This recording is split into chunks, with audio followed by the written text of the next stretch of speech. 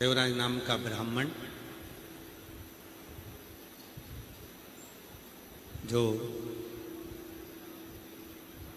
ब्राह्मण कुल में जन्म तो ले लिया, ब्राह्मण के घर में जन्म तो ले लिया, पर ब्राह्मण कर्म से वंचित था। वो ब्राह्मण कर्म नहीं करता है।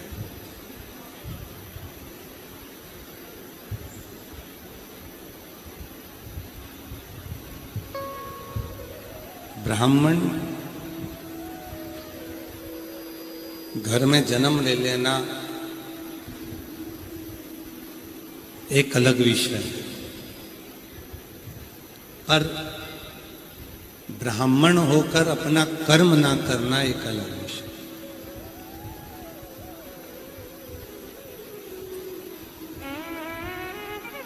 संसार में जितने भी मनुष्य जन्म लेते हैं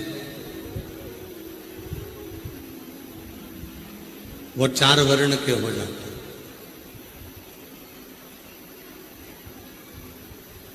प्रत्येक मनुष्य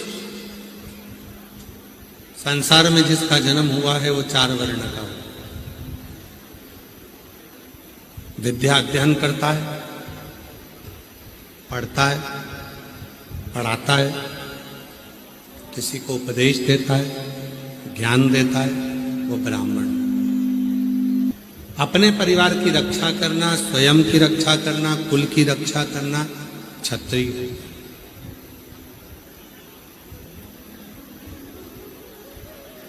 धन एकत्रित करना, उस धन का सदुपयोग करना वैश्य। और स्वयं की सेवा करना, दूसरे की सेवा करना वो शूद्र। आज दुनिया के लोगों ने क्या करा कि ब्राह्मण को, क्षत्रिय को, वैश्य को और शूद्र को, चारों को विभाजित कर,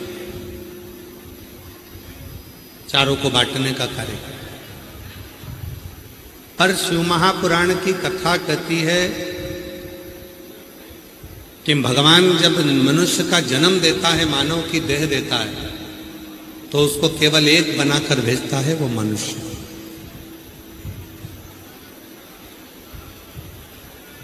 अब उस मानव देह को धारण कर कर आप उस मनुष्य देह को धारण कर कर क्या क्या कर्म करते हैं ये आपके ऊपर है।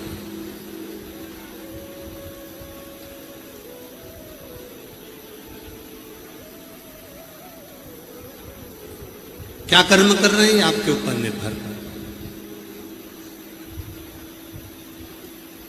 कितने लोग हैं जो शंकर जी के मंदिर में जाके एक लोटा जल चढ़ाते हैं? हाथ उठाओ जरा। सभी जाते हो? रखो रखो।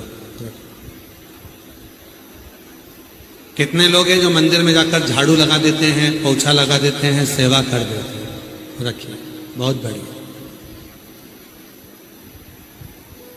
कभी आपको मालूम है जो गंगा मैया बलिया के नजदीक में बह रही हैं, जो गंगा मैया भगवान शंकर की जटा में आकर विराजमान है, जो गंगा मैया भागीरथ बाबा के कहने पर मृत्यु लोक में आकर निवास करती हैं। कभी विचार करिएगा उन गंगा को लाने वाले श्री भागीरथ जी महाराज, और भागीरथ जी महाराज के जो पूर्वज थे वो राजा सगर।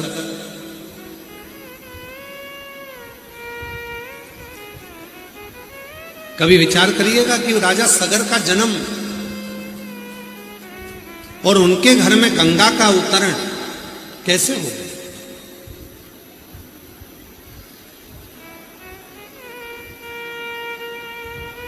राजा सगर के पिताजी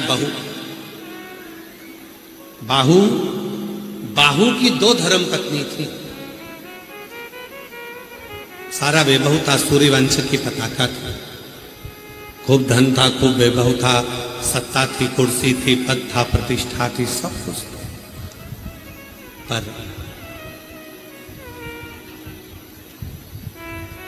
कुछ लोगों ने साथ बनाया, मित्र बन गया, और मित्र बनकर धीरे धीरे उसको गलत मार्ग पर लेकर चले गए और उसको अहंकार उत्पन्न करा।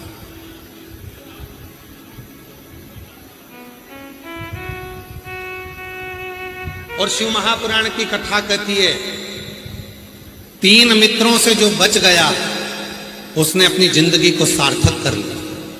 पहला मित्र है ताली, प्रशंसा करने वालों से थोड़ा दूर रहना, एक दिन तुम्हें धक्का मार कर रहेंगे। दूसरे नंबर पर है थाली, होटल में ले जाकर खिलाने वालों से थोड़ी दूरी बनाकर रखना। आज तुम्हें होटल में ले जाकर खिला रहे हैं, एक दिन तुम्हारा पूरा धन वही खा जाएंगे, इसलिए थोड़ी दूरी बनाकर रखना। और तीसरे नंबर पर है प्याली, मैखाने में ले जाकर जो पीना सिखाते हैं, एक दिन पूरी प्रॉपर्टी को पी कर रख देते हैं, पूरा घर निगल कर रख देते हैं, उनसे थोड़ी दूरी बनाकर रखना। पहला है ताली, दूसरा है थाली, तीसरा है प्याली। ये 3 मित्र जीवन को बर्बाद कर देते हैं। ये 3 मित्र ऐसे हैं, ये 3 मित्र ऐसे, आवाज खुली नहीं रही है, गला पकड़ रहा हो। ये 3 मित्र ऐसे हैं जो जीवन बर्बाद कर देते। पहला ताली, दूसरा थाली, तीसरा प्याली। थोड़ी दूरी बनाकर आएंगे ये अपना बनकर और हमें बर्बाद कर कर चले जाएंगे। राजा बाहु का चरित्र क्या कहता है? राजा बाहु की 2 धर्मपत्नी थी। मित्रों ने दोस्ती बनाई, दोस्ती बनाकर धीरे धीरे धीरे धीरे आक्रमण करा, पूरी सत्ता को अपना बना लिया और बनाने के बाद राजा बाहु को दरवाजे से बाहर कर दिया, नगर से बाहर हो गए। खुद के अभिमान के कारण, खुद की सत्ता वैभव का जो अभिमत्ता थी, अहंकार था, उसके कारण बाहर धीरे धीरे बाहर जाते जाते जाते जाते जाते जाते जंगल में पहुंच जाते, वन में चले जाते। वन में जाकर निवास करने लगते हैं। महाराज वन में चले जाते, वन में बड़े दुखी थे, नेत्रों से नीर बह रहा है राजा बाहु।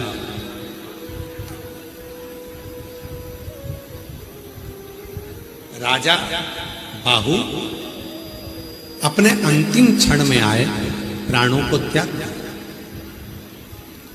राजा बाहु की धर्म पत्नियां दोनों विलाप करने लगी, रोने लगी। छोटी पत्नी गर्भ से थी, छोटी पत्नी का गर्भ था। इतनी देर में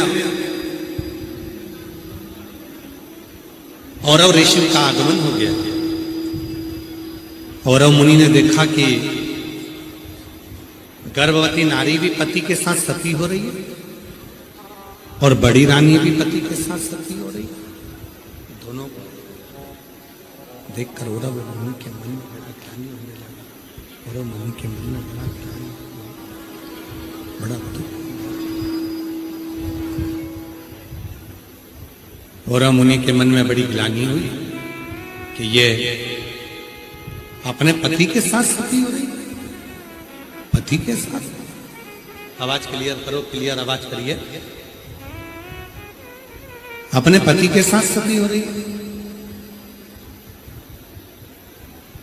औरव मुनि ने समझाया उन दोनों धर्म पत्नियों को कि तुम गर्भ से, तुम्हारे गर्भ में बच्चा है और तुम गर्भ से, गर्भ में बच्चा है, गर्भ का बच्चा, तुम्हारे गर्भ में जो बच्चा है,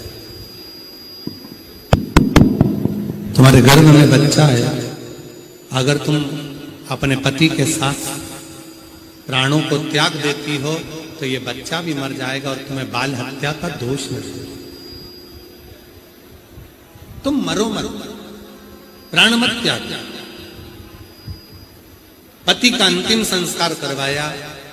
औरव मुनि दोनों को अपने साथ ले गए। एक दिन राजा बाहु की पत्नियों ने हाथ जोड़कर विनय करा कि हमारे पति का पूरा वैभव चला गया, सत्ता चली गई, राज्य चले गया, धन चले गया, संपदा चली गई, सारा वैभव चले गया, सारा सत्ता चली गई। अगर हमारे पति के वैभव को, हमारे पति की सत्ता को, हमारे पति के धन को, कुर्सी को, पद को, प्रतिष्ठा को वापिस अगर पाना हो तो क्या करना चाहिए? तब औरव मुनि ने कहा कि एक काम करो, शिव के शिवालय में चले जाओ।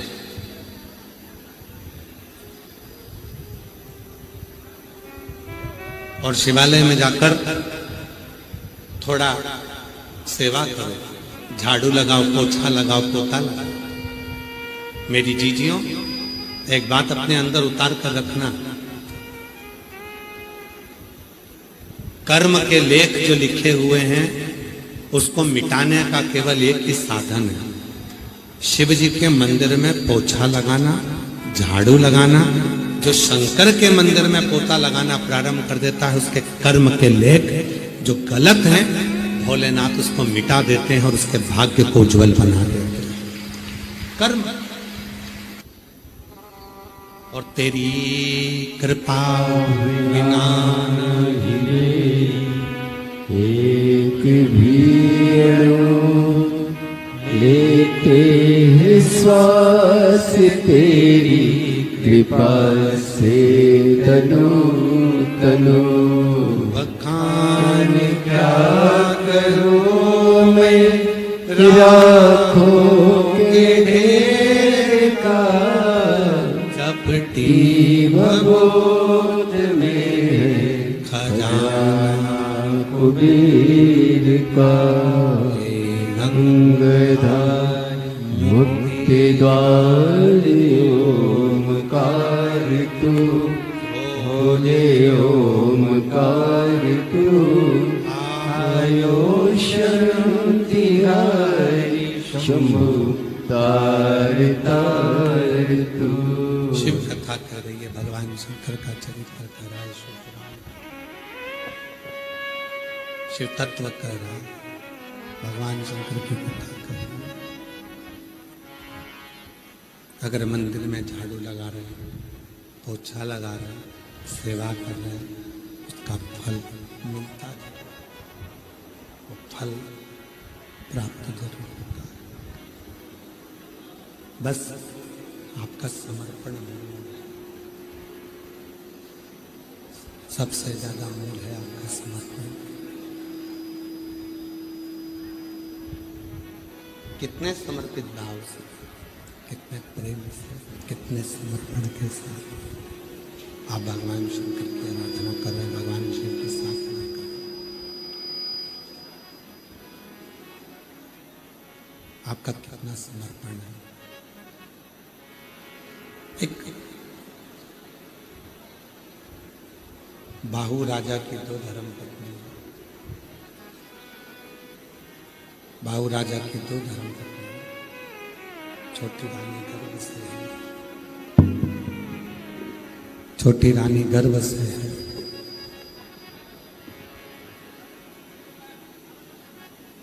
और ऋषि ने केवल एक ही काम दिया कि झाड़ू लगाना, पोछा लगाना, शिव मंदिर की सेवा का।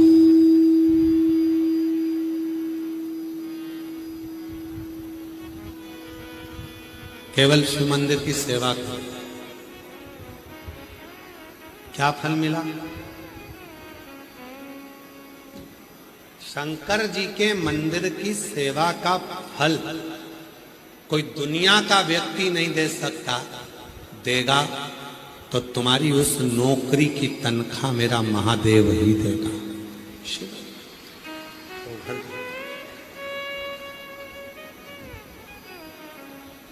और मेरे भोले तेरी नौकरी सबसे बढ़िया है, सबसे करी हो। भोले बाबा तेरी नौकरी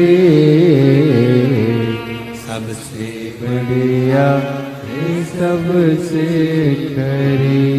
तेरे दरवाजे की चाबी, बोलो बोलो बोलो, सबसे बढ़िया है, सबसे करी। जब से तेरा गुलाम हो गया, तब से मेरा इनाम हो गया। जब से तेरा गुलाम हो गया, तब से मेरा इनाम हो गया।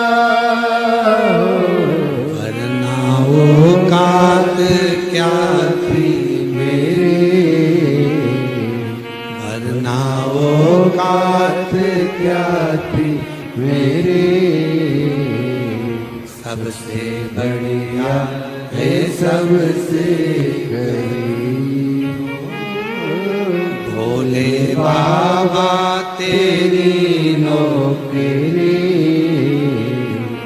सबसे बढ़िया है सबसे खरी। भोले बाबा तेरी नौकरी सबसे बढ़िया है सबसे खरी। शिव की चाकरी का फल क्या मिलेगा, ये वही जान सकते। शंकर जी के मंदिर में सेवा का फल क्या मिलेगा, ये कोई जान सकता। शिव के मंदिर की सेवा करने का फल, आप तो केवल मंदिर में जाकर एक लोटा जल चढ़ाते हो।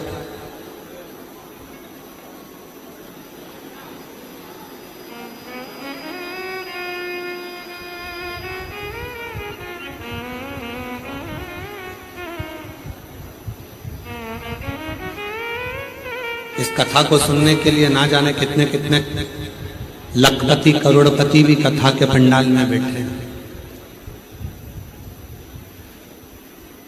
जितने यूट्यूबर उत्तर प्रदेश के हों, बलिया के हों, मैं उनसे कहूंगा सोशल मीडिया वाले एक बार जब पंडाल में बैठते हैं, जो रात्रि को यहाँ सोते हैं, उनसे पूछना उनके घर में एसी लगा होगा, कूलर लगा होगा, पंखा लगा होगा, डनलप के गद्दे होंगे, सारा सुख होगा, फिर भी 7 दिन भोले बाबा के पंडाल में चैन के आनंद के साथ सोते हैं, क्योंकि उनको मालूम है कि 7 दिन शिव महापुराण के कथा के पंडाल की मिट्टी मिट्टी नहीं रहती, स्वयं शंकर के चरण की रज हो जाती है, जो जीवन का सुख प्रदान कर दी।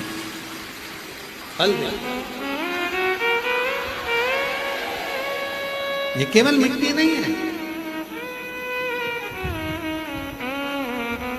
क्या देगी, कैसे। और आप लोगों से भी निवेदन है, कथा में आओ, शांति से बैठकर कथा को श्रवण करो, आरती हो, आरती के बाद में जब यहाँ से जाओ, मिट्टी को थोड़ा नमन कर कर, प्रार्थना कर कर, प्रणाम कर कर अपने घर जहाँ बैठते हो उसी स्थान पर, जब घर पर जाते हो उसी भूमि को नमन कर